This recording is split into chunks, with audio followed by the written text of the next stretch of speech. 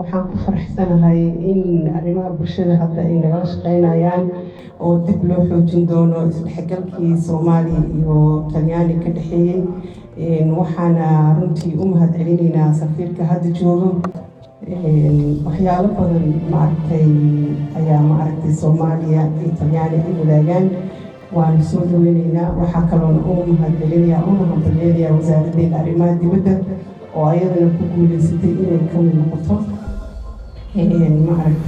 African security ku guuleysatay inay xilin ka hesho.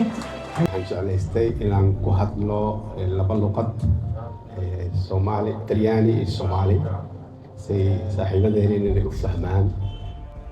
Abbiamo anche voluto di questo percorso, come dicevo poco tempo fa all'ambasciatore, questo percorso non fosse soltanto informativo, ma interattivo e partecipativo.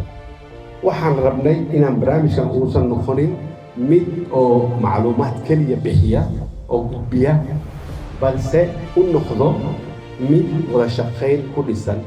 waxaan u qaybinay 4 group sitbaankan aan soconay ardayda dadka oo kasoo qayb galay ayaa waxaa loo dhiibay inay wax ka soo sheekeeyaan oo soo diyaariyaan kadibna ayaga soo presentation sameeyaan. marka aad iyo aad aan ku faraxsanahay. mudanayaal iyo marwooyin salaanta islaamka ay idin hormariyo. assalaamu calaykum waraxmatullaahi wabarakaatuh. salaan kadib xigmaddu waxay ahayd laa yuftaa fi lmadiinati wa ibnu maalik fiiha. madiina ma lagu iftoon karo ayuu ibni maalik uu fadhiyo. xagga xataa waxaan uga jeedaa dee safiirkeennii asiga tiba cariwey gadaala la fadhiisiyaa malaynayaa inuu hor soo fadhiistay ahayd Suudaan ninkii wakiilkeena noogu ahaa wasaaradda arrimaha dibaddana uu joogo Allah yardaahu. Authorities, professor, official of Somali institutions, students. It's an honor, it's a pleasure to be here once more at the Rhoda Youth Organization. I'm really proud for the initiative, the program that was the first phase. Today there is the conclusion of the first phase of an excellent program. It's an excellent program because the topics, the substance of the program is really important. And Dr. Fagiel explained also the next phase of the program that again is very important. But let me congratulate a special thank to Dr. Ahmed Fagi Elmi for his really involved commitment in trying to support, to organize something useful for the community here in Somalia. So let me tell you that Dr. Fagiel is, I think, one of the best example of the diaspora and the connection, the link between Italy and Somalia.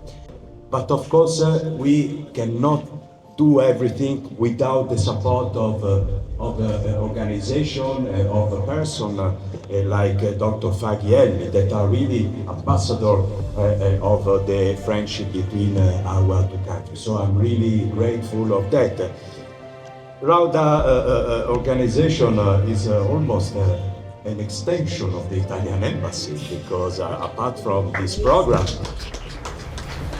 there is also the intention to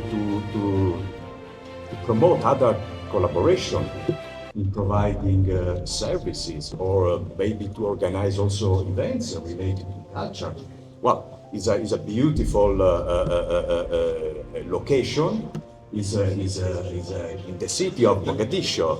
marka annaga waxa la iska rabo waxa weeye koorsooyinkan hadda aad qaadanayseen qayb badan ay isugu dhex jireen qaybahaas sidee looga faa'iideysanaa af ahaana looga faa'iideysan karaa maxaa yeelay waxaan nari haddaad hal af taqaan hal qof aad tahay haddaad laba taqaana laba tahay hadba inta aad taqaanid intaasaad jeel la mid tahay okay haddana noloshaada iyo dhaqankaaga iyo taariikhdaada waxa wax aad iyo aad shay weyn annaga waxyaabaa laga hadlay conflict laga hadlay conflictyaasha laga hadlay hadda u fiirsateen badihaan waxa la isku haystay ama ethics yaa la isku haystay maartay meel dadka qeybnaantooda ha noqdaan maartay niman naas kale badan ka soo jeedaan laakiin anaga ilaahay wuxuu nagu manaystay waxyaabo aad u badan haddii aan soo qaadano annaga afkeena hal af way adduunka afrikaanka nala jiiraanka nala dariska afiiri meeqa afay ku hadlaan Ethiopia meeqa af loogu hadlaa Kenya meeqa loogu hadlaa kuwa kale oo meeqa loogu hadlaa ma jirto cid had af si anoo kale aniga maanta inta daan ka bax ilaa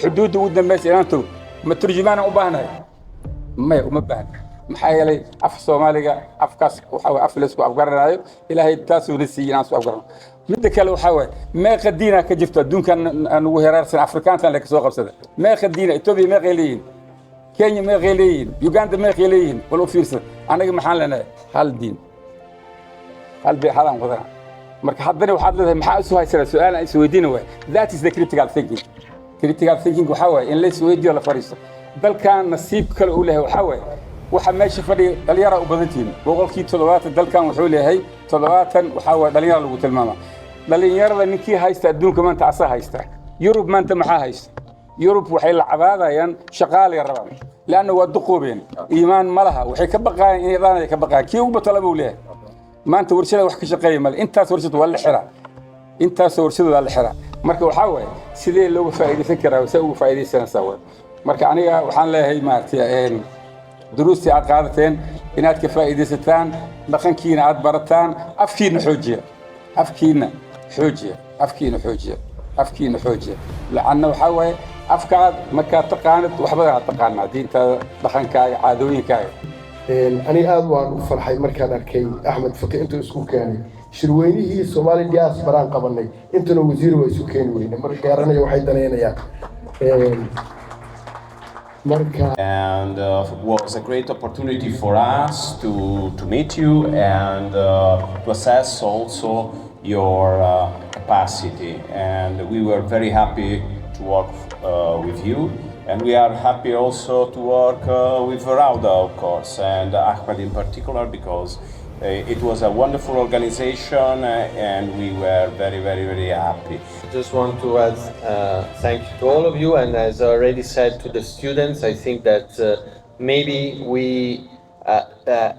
you learn something from us, but we learn a lot from you. So thank you. I really hope it's just the first step. To witness what I've seen in these days and this specific program. I was sincerely and positively impressed from the level of the students, from the level of the lectures I have seen with Professor Federico Battera and Federico Donelli. I also would like a round of applause to them, if it's possible.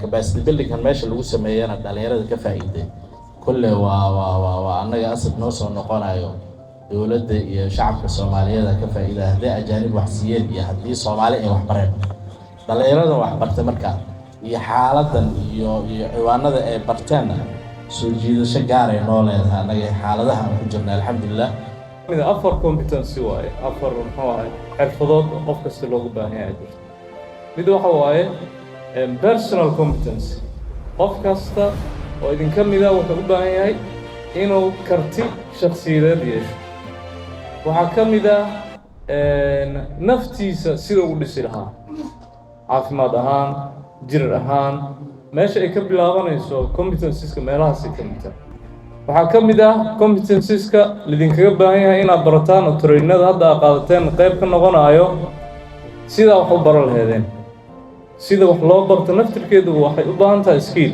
competences u baahan peace education ama peace-ka muhiimku ah waxaa ka mid ah social competence bulshada siday u noolaanayso ama is-aqbalaadda bulshada in la is-aqbal diversity aa jiraysa ma waa kala duwannahay waa dad waxaa u tagaynaa kala duwan diimo kala duwan leh siyaabo dhaqano kala duwan leh annagaa kala duwan meelo kala duwan ka nimid qof wuxuu ka qofba dhaqan uu leeyahay marka waxaan u baahannaha inaan is-aqbalno a tutti. È per me un grande onore essere qui questa sera in occasione di questo importante evento. Desidero innanzitutto porgere un caloroso benvenuto a tutte le autorità, agli ospiti da onore. Benvenuti a tutti.